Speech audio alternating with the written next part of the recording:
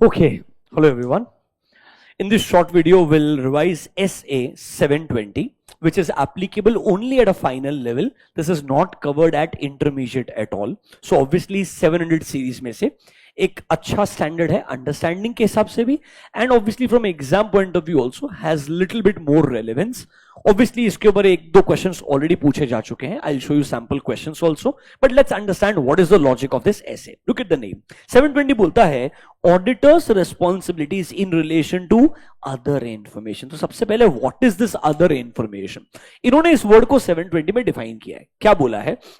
जिस डॉक्यूमेंट में आपका ऑडिटेड फाइनेंशियल स्टेटमेंट आता है एंड उसके ऊपर जो ऑडिट रिपोर्ट आती है, उस डॉक्यूमेंट में फाइनेंशियल स्टेटमेंट ऑडिट रिपोर्ट को छोड़ करके बाकी जो बचा हुआ इंफॉर्मेशन है, which can be financial information और non financial information. Like technical terms में आप मुझे पूछेंगे annual report which includes my audited FS, which includes my audit report. Other than that it includes my board of director का report, management discussion and analysis आ गया. फिर हमारा let's say जो हमारे फ्यूचर प्रोजेक्शंस एंड फोरकास्ट है वो आ सकता है, सीएसआर कॉर्पोरेट गवर्नेंस रिपोर्ट आ सकती है. वो सब कुछ थियोरेटिकली क्या कहलाता है? Other information. It can be financial information also, non financial information also, जो एक डॉक्यूमेंट में इंक्लूडेड है. रिमेंबर, इस डॉक्यूमेंट में जो फाइनेंशियल स्टेटमेंट और ऑडिट रिपोर्ट है ना, वो अदर इंफॉर्मेशन नहीं है. उनको छोड़ के बाकी जो भी इंफॉर्मेशन है वो क्या कहलाएगी? अदर इंफॉर्मेशन कहलाएगी. तो क्वेश्चन ये बनता है, इस अदर इंफॉर्मेशन को लेके हमारी जिम्मेदारी क्या है? ये ऐसे 720 रिवाइज में दिया है. पहले 2 मिनट के लिए मेरे साथ में अदर इंफॉर्मेशन का डेफिनेशन पढ़िए, मीनिंग पढ़िए, ये किस चीज के लिए एप्लीकेबल है, किस चीज के लिए एप्लीकेबल नहीं है, वो समझिए. फिर आपको बताएंगे 720 क्या रिस्पॉन्सिबिलिटीज क्या क्या दिया है. आइए, in your books come to page number 7.37. Definitions दिया हुआ है. ऑब्वियसली एनुअल रिपोर्ट क्या होता है आपको मालूम है. अभी पढ़ते हैं what is other information. So it is financial और नॉन फाइनेंशियल इंफॉर्मेशन जो कि इंक्लूडेड है कहां पर? एंटिटी के एनुअल रिपोर्ट में. बट रिमेंबर, इस एनुअल रिपोर्ट में आपका फाइनेंशियल स्टेटमेंट भी आता है, ऑडिट रिपोर्ट भी आता है. वो अदर इंफॉर्मेशन नहीं है. उनको छोड़ के बाकी जो इंफॉर्मेशन वो क्या कहलाए? Other information. देखो क्या होता है, other than financial statement and the audit report. मतलब एनुअल रिपोर्ट में बाकी सब चीजें टेक्निकली अदर इंफॉर्मेशन हो सकती है अगर आप मुझे पूछेंगे, except financial statements and audit report. SFS CFS दोनों हटा दीजिएगा. उसके अलावा बचा हुआ इंफॉर्मेशन थियोरेटिकली क्या कहलाएगा? Other information. अब ऑब्वियसली पहला क्वेश्चन क्या बनता है कि भाई ये अदर इंफॉर्मेशन तो प्रोस्पेक्टस में भी आती है, क्योंकि प्रोस्पेक्टस में भी आपका ऑडिटेड एफएस आता है एंड ऑडिट रिपोर्ट आता है. उस चीज के लिए ये स्टैंडर्ड एप्लीकेबल नहीं है. क्लियरली बोल दिया गया है, this SA does not apply to securities offering documents including your prospectus. It also does not apply to any announcement जो आप फाइनेंशियल इंफॉर्मेशन को लेकर करते हो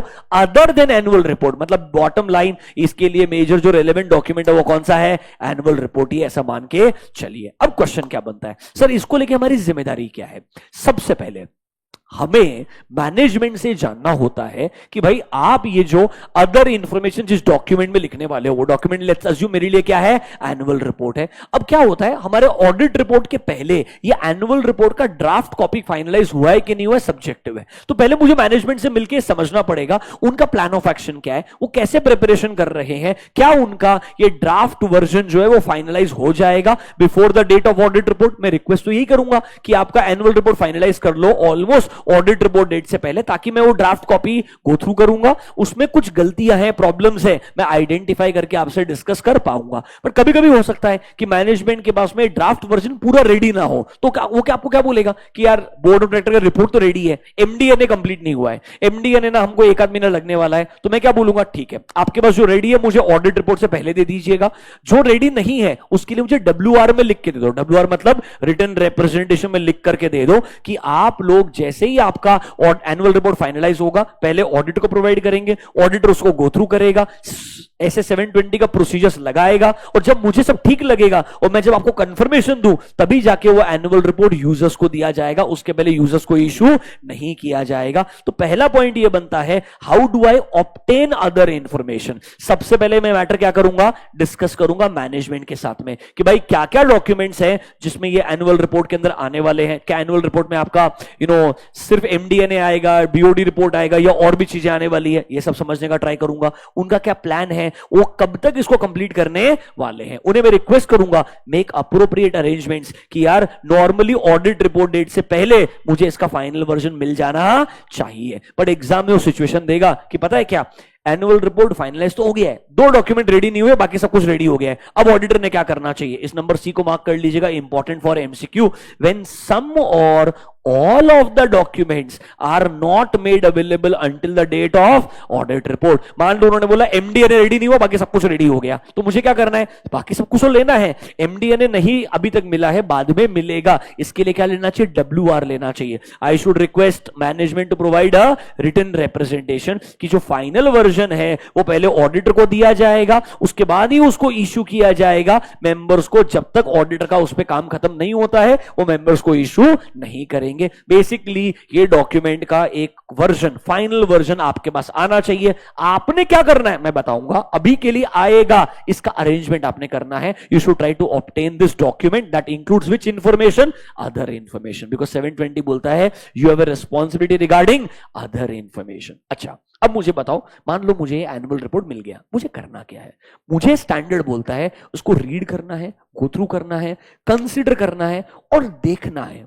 2 टाइप की गलतियां हो सकती है, या तो जो अदर इंफॉर्मेशन में लिखा है, या तो जो अदर इंफॉर्मेशन में लिखा है एंड जो फाइनेंशियल स्टेटमेंट में है वो मैच नहीं होता है। There is a inconsistency, there is a inconsistency between other information and financial statement, या फिर there is a inconsistency between other information and auditor's understanding. क्या होता है ना, अदर इंफॉर्मेशन में फाइनेंशियल इंफॉर्मेशन भी है, नॉन फाइनेंशियल इंफॉर्मेशन भी है। डेफिनेशन में पढ़ा आपने, इट इंक्लूड्स बोथ फाइनेंशियल और नॉन फाइनेंशियल इंफॉर्मेशन। एग्जांपल देता हूं जो आईसीएआई ने क्वेश्चंस में पूछा भी है, हमें लगता है वो रॉ मटेरियल्स वगैरह का प्राइसेस कम हो गया है जिसमें हम डील करते हैं, इस वजह से हमारा जो मार्जिन है वो इंप्रूव होने वाला है X% से, क्योंकि हमें लगता है हमारा रॉ मटेरियल का जो कॉस्ट है वो 20% से कम हो जाएगा। ऐसा कंपनी ने लिखा है। कहां पर लिखा है, अदर इंफॉर्मेशन में। जब तुमने ऑडिट किया, जब तुम्हें पता चला ऐसा कॉस्ट जो कम होने वाला है वो 10% ही कम होने वाला है, या ऐसा का क्वेश्चन भी है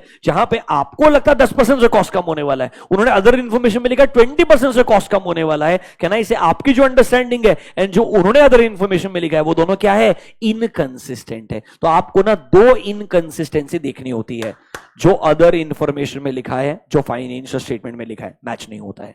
जो अदर इंफॉर्मेशन में लिखा है और जो मेरी अंडरस्टैंडिंग अबाउट द एंटिटी वो क्या नहीं होती है, मैच नहीं होती है। ऐसी इनकंसिस्टेंसी अगर मिलती है ना तो 2 सिचुएशन हो सकता है, या आप तो गलती अदर इंफॉर्मेशन में है, या गलती कहां पर है, फाइनेंशियल स्टेटमेंट या आपकी अंडरस्टैंडिंग में है। अगर अदर इंफॉर्मेशन में गलती है तो 720 बताएगा क्या करना है, अगर फाइनेंशियल स्टेटमेंट में गलती है, आपके अंडरस्टैंडिंग में गलती है, तो बाकी सब स्टैंडर्ड्स बताते ही हैं कि आपको ऑडिट कैसे करना है, उसके हिसाब से आपको ऑडिट का प्लानिंग वापस से करना पड़ेगा, थोड़ा एडिशनल प्रोसीजर लगाना पड़ेगा। तो मुझे करना क्या है सर मुझे रीड करना है अदर इंफॉर्मेशन को एंड कंसिडर करना है क्या कोई मटीरियल इनकंसिस्टेंसी है between other information and financial statement, या कोई मटीरियल इनकंसिस्टेंसी है between other information and auditors knowledge, जो मैंने ऑडिट के दौरान ऑब्टेन किया था। ये 2 टाइप का इनकंसिस्टेंसी हो सकता है और यही इस ऐसे का मेन ऑब्जेक्टिव है। इस ऐसे का अगर आप ऑब्जेक्टिव पढ़ोगे तो 1 and 2 में आपको वही मिलेगा।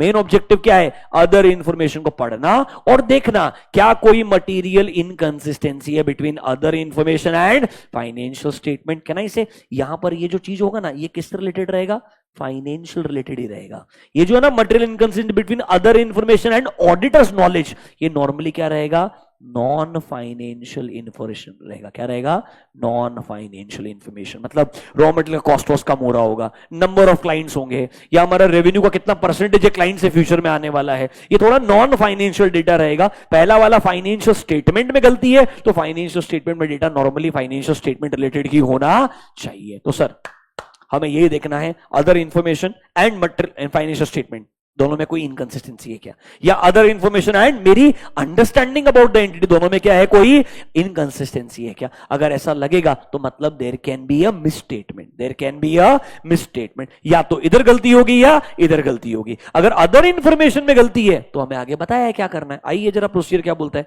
सर अगर हमें कोई मटीरियल इनकंसिस्टेंसी मिल जाए जहां हमें लगता है कि भाई अदर इंफॉर्मेशन में मटेरियल मिसस्टेटमेंट हो सकता है, क्या करोगे? सबसे पहले मैनेजमेंट से मैटर डिस्कस करोगे, ऑल्टरनेटिव प्रोसीजर्स लगाओगे और एक कंक्लूड करने का ट्राई करोगे कि गलती अदर इंफॉर्मेशन में है, या गलती फाइनेंशियल स्टेटमेंट में है, या गलती मेरी अंडरस्टैंडिंग में। तो बेसिकली ये मैटर को हमने डिस्कस करना चाहिए मैनेजमेंट के साथ में एंड नेसेसरी प्रोसीजर लगा के कंक्लूजन पे आना चाहिए। तीन कंक्लूजन आ सकते हैं, या तो मैं बोलूंगा अदर इंफॉर्मेशन में ही गलती है तो मुझे जाना पड़ेगा इस प्रोसीजर पे, तो मुझे कहां जाना पड़ेगा? इस प्रोसीजर पे। या मैं बोलूंगा फाइनेंशियल स्टेटमेंट में ही गलती है तो मुझे जाना पड़ेगा इस प्रोसीजर के ऊपर।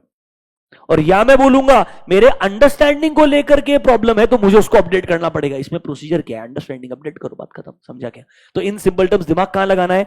इस पार्ट पे दिमाग लगाना है जब आपको लगता है अदर इंफॉर्मेशन में गलती हो सकती है। वो क्वेश्चन में सिचुएशन देगा, अदर इंफॉर्मेशन कुछ और बोलता है, आपके अंडरस्टैंडिंग एंड फाइनेंशियल स्टेटमेंट कुछ और बोलते हैं, आपको लग रहा है अदर इंफॉर्मेशन में मटेरियल स्टेटमेंट हो सकता है। आपका प्रोसीजर क्या होगा? पहले ये मैटर डिस्कस करोगे मैनेजमेंट के साथ में, प्रोसीजर लगा के कंक्लूड करोगे कि भाई अदर इंफॉर्मेशन में गलती लग रही है या दूसरी जगह गलती लग रही है। उसके बाद में जो प्रोसीजर है वो यहां लिख के दिया हुआ है। ये प्रोसीजर क्या बोलता है? सबसे क्रिटिकल पार्ट है ये, एग्जाम में अगर आया तो ये प्रोसीजर एंड रिपोर्टिंग दो कॉमन चीजें हैं जहां पर आपको बहुत ख्याल रखने की जरूरत है। सुनिए, सबसे पहला चीज, अगर मुझे लगता है, क्या लगता है सर, कि भाई there is a material misstatement in other information, मैं मैनेजमेंट के पास जाऊंगा। नॉर्मली गलती के लिए मैं क्या बोलता हूं? मैनेजमेंट को करेक्ट करने के लिए बोलता हूं। इधर भी क्या बोलूंगा? Kindly correct this misstatement. Management गलती करेक्ट कर देगा। मान लो उन्होंने बोला था रॉ मटेरियल का कॉस्ट 20% कम होने वाला है, मुझे लगता है 10% ही होने वाला है, तो मैं बोलूंगा उसको चेंज करें, 10% कर दो आप। वो करेक्ट कर देंगे, चेक करूंगा, आगे बढ़ूंगा। मैनेजमेंट ये बात नहीं मानता है, करेक्ट नहीं करता है। Will I request to TCWG? Yes, मैं उन्हें कम्युनिकेट करूंगा, उन्हें बोलूंगा रिक्वेस्ट करने के लिए। देखिए, इफ ऑडिटर कंक्लूड्स कि मिसस्टेटमेंट है, कहां पर?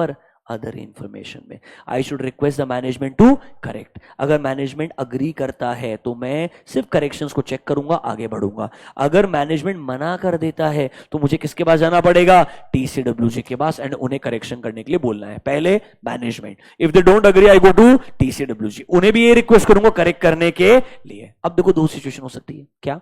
मुझे ऑडिट रिपोर्ट अभी तक दिया ही नहीं, ऑडिट रिपोर्ट से पहले ही ये सब पता चल गया है, तो सिचुएशन 1 है। तो क्या होगा? सिचुएशन 1।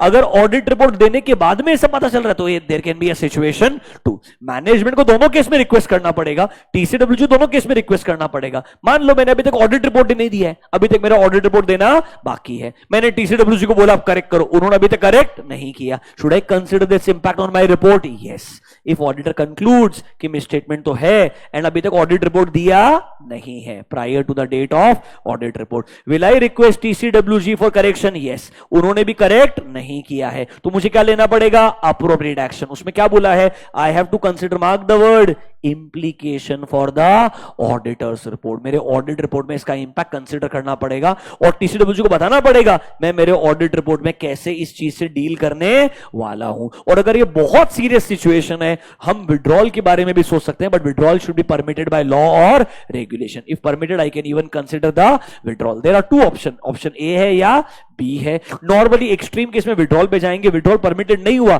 तो हमको ए पे जाना ही पड़ेगा। ए का रिपोर्टिंग में कैसा इंपैक्ट आएगा मैं आपको एक सिचुएशन दिखाऊंगा, डोंट वरी। अभी के लिए आपको सिचुएशन नंबर 2 समझ में आया है क्या? नंबर 1, मैनेजमेंट को बोलो वो करेक्ट नहीं करेंगे तो TCWG के पास जाओ, रिपोर्ट नहीं दिया है, TCWG भी करेक्ट नहीं करते हैं, उसका इंपैक्ट अपने रिपोर्ट पे कंसीडर करना चाहिए और उन्हें बोलना चाहिए कि इसका रिपोर्ट पे इंपैक्ट आने वाला है। कैसा इंपैक्ट आएगा आप उनको एक्सप्लेन कर देना या फिर विड्रॉ करने के बारे में सोचना। ये सिचुएशन 1 काफी क्रिटिकल है, इंस्ट्रक्शन के हिसाब से भी एंड ड्राफ्टिंग के हिसाब से भी। बोथ पॉइंट ऑफ व्यू से ये लिखना भी पड़ सकता है एंड ड्राफ्टिंग भी करना पड़ सकता है। सिचुएशन 2 क्या बोलता है? सर ऑडिट रिपोर्ट तो दे दिया था, उसके बाद में ही आपको एनुअल रिपोर्ट का कॉपी दिया, अब ऑडिट रिपोर्ट तो ऑलरेडी इशूड है, तो मैं पहले तो TCWG को क्या बोलूंगा? प्लीज करेक्शंस कर लूं।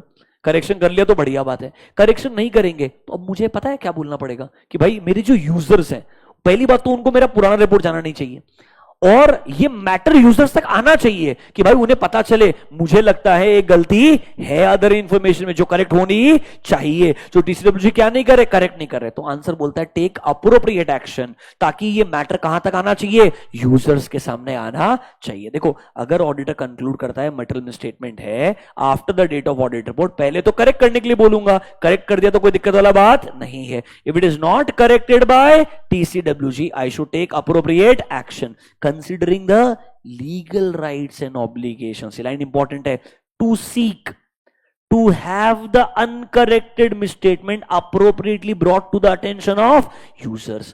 To seek मतलब ट्राई करना है, पब्लिक नोटिस देके कोई ना कोई तरीके से कि ये मैटर किसके सामने आना चाहिए, यूजर्स के सामने आना चाहिए, जिनके लिए हमने रिपोर्ट बनाई थी, ताकि उन्हें पता चले मेरी रिपोर्ट में ये चीज कवर्ड नहीं है और आप तक ये बात पहुंचनी चाहिए। ये सिचुएशन एमसीक्यू के लिए बढ़िया बनता है, आपको आना चाहिए। Is this clear to you? अब बसता है रिपोर्टिंग वाला पार्ट। कौन सा पार्ट? Reporting part. सी गलतियां मिली फाइनेंशियल स्टेटमेंट में तो नॉर्मली बाकी एसेट्स के हिसाब से काम करोगे, दिस इज नॉट क्रेजी। ये वाला पार्ट अच्छा है अगर अदर इंफॉर्मेशन में गलती मिलती है। एंड लास्ट वाला पार्ट रिपोर्टिंग पार्ट। रिपोर्टिंग को लेकर के आईसीएआई ने क्वेश्चन भी दिया है और एक मैंने बॉक्स दिया है, इस बॉक्स को इंपॉर्टेंट मार्क कीजिएगा। आई will show you that question also for 2 minutes. Immediately question भी आपका रिवाइज हो जाएगा और थोड़ा आपको कॉन्फिडेंस आ जाएगा। देखिए क्वेश्चन क्या बोलता है, क्वेश्चन के साथ साथ रिपोर्टिंग पढ़ना आसान होगा।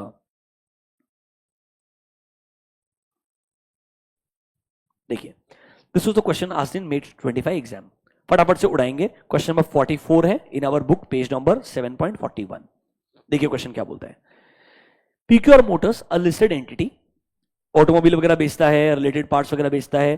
कंपनी का management is responsible for other information. क्या क्या है अदर इंफॉर्मेशन में? एनुअल रिपोर्ट आएगा, उसके अंदर डायरेक्टर का रिपोर्ट आएगा, एमडीएनए आएगा, सीएसआर रिपोर्ट आएगा, ये सब चीजें इंक्लूड करने वाले हैं। चेयरमैन का मैसेज आने वाला है, उसके अंदर फ्यूचर प्रोजेक्शंस आने वाले हैं। ये सब कुछ क्या है? 1 2 3 is nothing but my other information. देखो क्या बोलता है, you are the auditor, you have completed your audit for financial statement. आप अपनी रिपोर्ट बना रहे हो। During the course of audit आपको फॉलोइंग सर्कमस्टेंसेस मिले। क्या? जो डायरेक्टर का रिपोर्ट इन एमडीएन है वो फाइनलाइज हो गया और रिपोर्ट के पहले आपको मिल गया है, मतलब कुछ चीज आपको रिपोर्ट के पहले मिल चुकी है, पर there is a chairman's message future projection जो अभी तक फाइनलाइज नहीं हुआ है, ये आपको आपके रिपोर्ट के बाद ही मिलने वाला है। आपको कुछ इश्यूज मिले। क्या इश्यूज मिले? कि भाई एक मिसस्टेटमेंट मिला है जहां कंपनी क्लेम कर रहा है वो 20% अपने कॉस्ट रिड्यूस करेगा, जबकि ऑडिट को लगता है कॉस्ट रिड्यूस होगा ओनली बाय 10%। मुझे लगता है 10%, उन्होंने क्लेम कितना किया है अदर इंफॉर्मेशन में? 20%। Can I say there is a misstatement in other information. Chairman का जो मैसेज है वो अभी तक रिव्यू नहीं किया है, बट उसमें लग रहा है बहुत ऑप्टिमिस्टिक रेवेन्यू प्रोजेक्शंस है जो शायद मुझे इनकंसिस्टेंट लगते हैं। ये मेरे 2 आइडेंटिफिकेशन है मुझे जो मिले हैं while going through other information. Answer the following with reference to relevant SA. As पर 720 आपको 2 चीजें आंसर करनी है। पहली चीज, आपको अदर इंफॉर्मेशन सेक्शन में ऑफ द ऑडिट रिपोर्ट क्या क्या इंक्लूड करना चाहिए, जहां पर आपको पूरा रिपोर्टिंग का क्या मिलेगा, गाइडेंस मिलेगा। ये आंसर भी पढ़ना और साथ साथ में पहले मेरे साथ में बेयर ऐसे भी पढ़ना। देखो क्या बोलता है, ऐसे बोलता है आपको अपनी रिपोर्ट में अदर इंफॉर्मेशन एक सेक्शन देना है, मतलब ऑडिट रिपोर्ट में एक हेडिंग ही आएगा, जिस हेडिंग का नाम क्या होगा, अदर इंफॉर्मेशन। आपको एक सैंपल भी दिखा देता हूं ताकि आपके दिमाग में सब कुछ क्लियर चलता रहे, किसी भी तरीके का कोई डाउट होना ही नहीं चाहिए। एयरलाइंस का ऑडिट रिपोर्ट है जिसके अंदर आपको एक हेडिंग मिल जाएगा, जिस हेडिंग का नाम रहेगा दिस इज योर कंसोलिडेटेड। मैं एसएफएस दिखा देता हूं आपको ताकि इजी हो जाए और थोड़ा डिटेल में भी रहेगा। Just 1 second. SFS का report, you will have a heading called as information other than financial statement and the auditors. Can I say I'm talking about other information? ऐसा एक हेडिंग आएगा मेरे ऑडिट रिपोर्ट में, ठीक है। देखो क्या करना है, सबसे पहले एक स्टेटमेंट देना है। क्या लिखना है इस हेडिंग में? एक स्टेटमेंट कि who is responsible for the information, management. या तो मैनेजमेंट लिखूं या क्या लिखूं, BOD, कोई फर्क नहीं पड़ता है। ऐसे का क्वेश्चन देखो, उस क्वेश्चन में देखो पहला स्टेटमेंट क्या लिखा है, a statement that management is responsible for other information, जो कहां इंक्लूडेड है, एनुअल रिपोर्ट में इंक्लूडेड है। फिर देखो अगला स्टेटमेंट क्या बोलता है, सर आइडेंटिफाई करना कि अदर इंफॉर्मेशन में कौन सा इंफॉर्मेशन मुझे ऑडिट रिपोर्ट से पहले मिल गया। अब उस क्वेश्चन में मुझे कौन सा इंफॉर्मेशन मिल गया, मुझे एमडीएनए मिल गया, डायरेक्टर का रिस्पॉन्सिबिलिटी वाला जो बीओडी रिपोर्ट है वो मिल गया। तो जो जो आपको ऑडिट रिपोर्ट डेट से पहले मिल गया उसे क्या करना, आइडेंटिफाई करना। तो यहां देखो मुझे बोलना पड़ रहा है डायरेक्टर का report and MDNA has been obtained prior to the date of audit report. यहां पे बोला ना ये चीज आपको पहले ही मिल चुकी है। क्या क्या नहीं मिली आपको, चेयरमैन का मैसेज नहीं मिला है, फ्यूचर प्रोजेक्शन नहीं मिला है, तो ये भी बताना पड़ेगा कि भाई अदर इंफॉर्मेशन जो मुझे फ्यूचर में मिलने वाली है वो कौन कौन सी है, चेयरमैन का message and future projection. Standard बोलता है जो मिला है वो भी लिखना एंड जो आपको expected to obtain after the audit report date वो भी लिखना। मतलब पहले स्टेटमेंट आएगा मैनेजमेंट जिम्मेदार है अदर इंफॉर्मेशन के लिए, फिर मैं बोलूंगा क्या क्या मुझे मिल चुका है ऑडिट रिपोर्ट से पहले और क्या क्या मुझे ऑडिट रिपोर्ट के बाद में मिलने वाला है। फिर एक चीज सबसे इंपॉर्टेंट, हमें क्लियरली बोलना पड़ता है ये जो अदर इंफॉर्मेशन है इस पे हम कोई ओपिनियन नहीं दे रहे, कोई सेपरेट अश्योरेंस नहीं दे रहे। हमारा काम है उसे क्या करना, बस रीड करना, गो थ्रू करना और दो टाइप की इनकंसिस्टेंसी ढूंढना। क्या अदर इंफॉर्मेशन में इनकंसिस्टेंसी है व्हेन कंपेयर्ड विद एफएस, क्या अदर इंफॉर्मेशन में इनकंसिस्टेंसी है when compared with auditors understanding. तो एक स्टेटमेंट देना पड़ेगा कि ऑडिटर का ओपिनियन अदर इंफॉर्मेशन को कवर नहीं करता है, इसलिए मैं उस पर कोई सेपरेट अश्योरेंस देने वाला नहीं हूं। मुझे बस बताना है कि मेरी जिम्मेदारी है रीड करना, कंसीडर करना एंड रिपोर्ट करना कि भाई इस अदर इंफॉर्मेशन में कोई इनकंसिस्टेंसी है या नहीं। देखो आंसर में क्या लिखा है,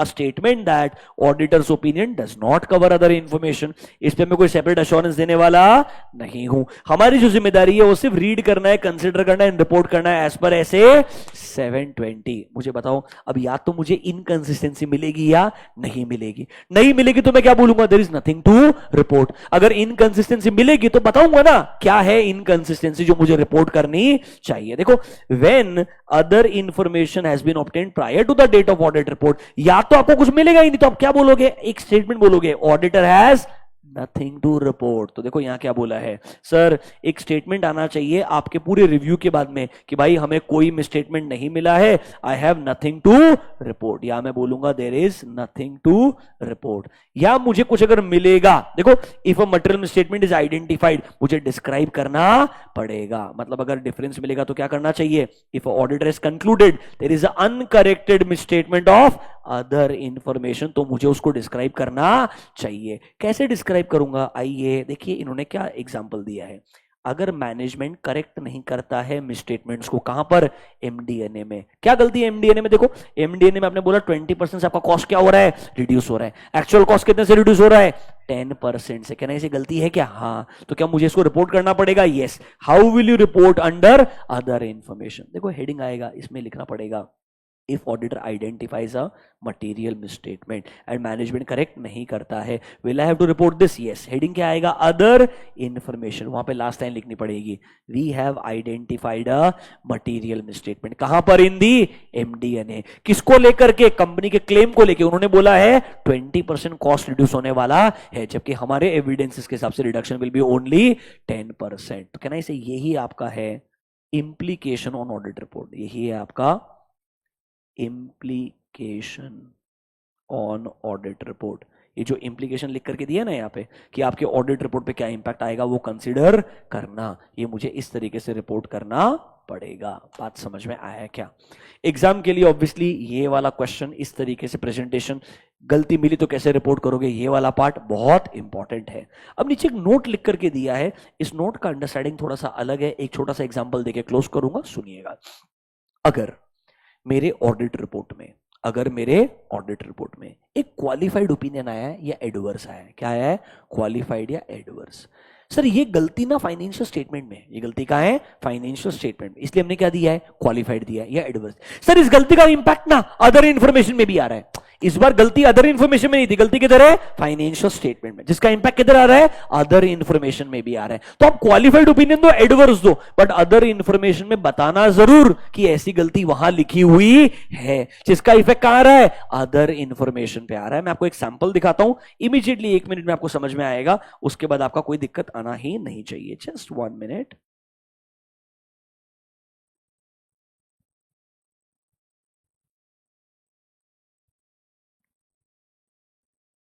$720, just look at a sample। देखो कौन सा ओपिनियन आया हुआ है, एडवर्स ओपिनियन। आपने रीजन कहां दिया होगा, बेसिस फॉर एडवर्स। यहां पे देखो आपको हेडिंग मिलेगा रिलेटेड टू अदर इंफॉर्मेशन। पूरा पढ़िएगा मेरे साथ में, सब कुछ सेम आएगा। देखो पहला स्टेटमेंट सेम है आपका कि कंपनी का बीओडी रिस्पॉन्सिबल है for other information.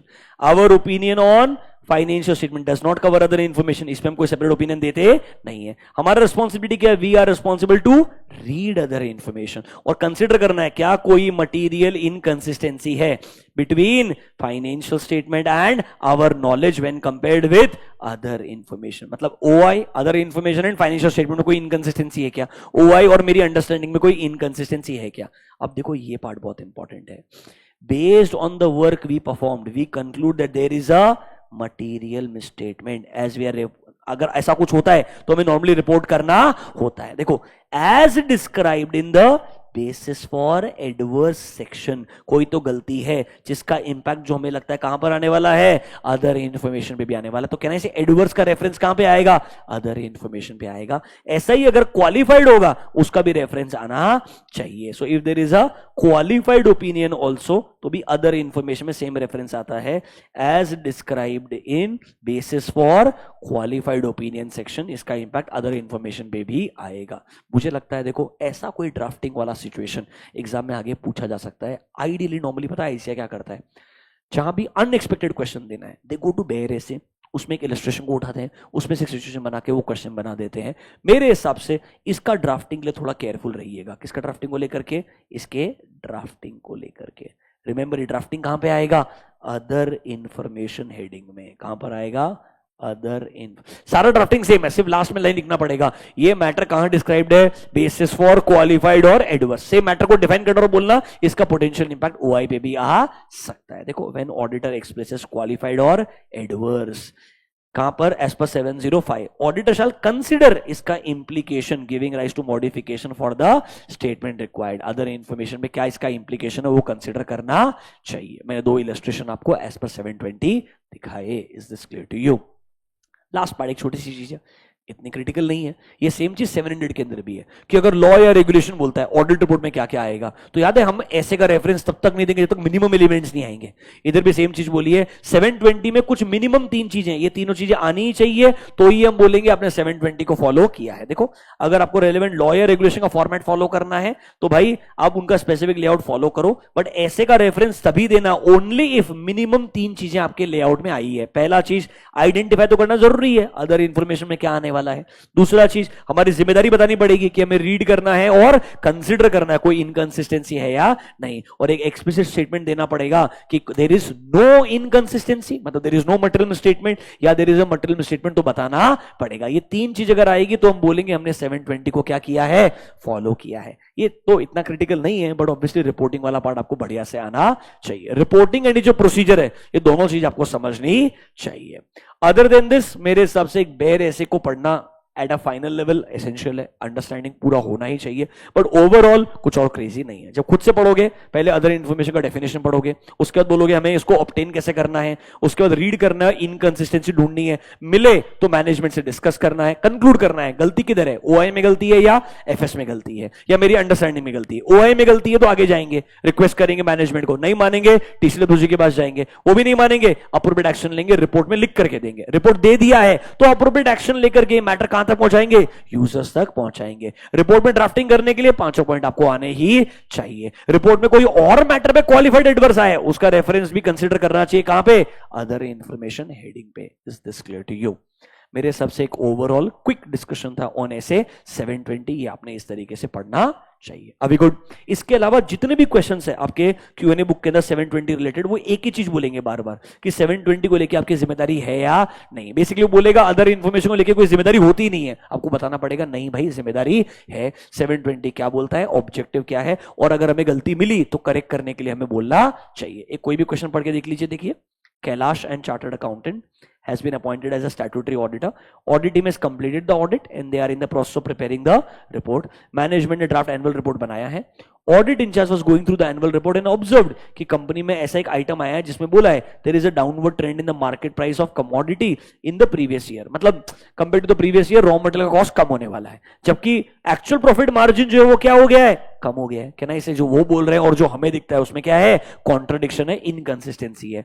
Audit manager ने ये मैटर डिस्कस किया पार्टनर के साथ में. उन्होंने बोला ऐसा कोई डिस्क्लोजर मैनेजमेंट ने एनुअल रिपोर्ट में दिया नहीं है, ये सिर्फ मैनेजमेंट की रिस्पॉन्सिबिलिटी है, ऑडिटर को इसके लिए कुछ करने की जरूरत नहीं है. मतलब पार्टनर बोलता है auditor are not covered with such disclosures जो मैनेजमेंट ने दिए हुए एनुअल रिपोर्ट में. एनुअल रिपोर्ट में जो अदर इंफॉर्मेशन उसको लेके हमारी कोई जिम्मेदारी नहीं है. क्या पार्टनर ने जो बोला वो गलत है क्या? यस. 720 क्या होता है बताना पड़ेगा. 720 का इंट्रोडक्शन, मटेरियल इनकंसिस्टेंसी मिले तो अग्री करना पड़ेगा, करेक्शन करने के लिए बोलना पड़ेगा. करेक्शन कर दिया तो बढ़िया बात, नहीं करा तो टीसीडब्ल्यूजी ने भी नहीं किया तो ऑडिट रिपोर्ट में उसका इंपैक्ट कंसिडर करना पड़ेगा. और कंक्लूजन क्या बोलना है, जो पार्टनर है उनका अप्रोच करेक्ट नहीं है. बेसिकली ये जनरल क्वेश्चन है, सारे जो क्वेश्चन है उसमें सबका स्टैंडर्ड आंसर है यही पूरा का पूरा. तो मैं बोलूंगा ऐसे एक आंसर का प्रैक्टिस कर लेना और ऐसा एक रिपोर्टिंग वाले आंसर का प्रैक्टिस कर लेना. This two are good enough according to me from your exam point of view. आगे कुछ अलग आया तो मैं पक्का बोलता हूं जो मैंने आपको अभी बताया वैसा कुछ ड्राफ्टिंग करने के लिए आएगा 100%. जहां पे ड्राफ्टिंग आपको लगेगा सब सेम ही है, बस चेंज कहां पे आएगा, इसमें कोई चेंज नहीं आएगा, ये लास्ट में लाइन बदल जाएगी. ये मैटर कहां डिस्क्राइब्ड है, बेसिस फॉर क्वालिफाइड और एडवर्स सेक्शन. जहां मैटर क्या है बताना पड़ेगा, we were not able to obtain sufficient and appropriate audit evidence regarding some area. Accordingly हम कंक्लूड नहीं कर सकते इसका अदर इंफॉर्मेशन में क्या इंपैक्ट आएगा, क्योंकि हमें यहां पे एविडेंस नहीं मिला है. चाहे एविडेंस मिलता वहां क्या बोलते हैं, इसका अदर इंफॉर्मेशन पे भी इतना इंपैक्ट आ सकता है, ऐसा हमें लिखना पड़ेगा. ओके, इसको प्रैक्टिस किया तो सफिशिएंट रहेगा. That's all for SA 720. I hope this revision is helpful. Thank you online students. Bye bye.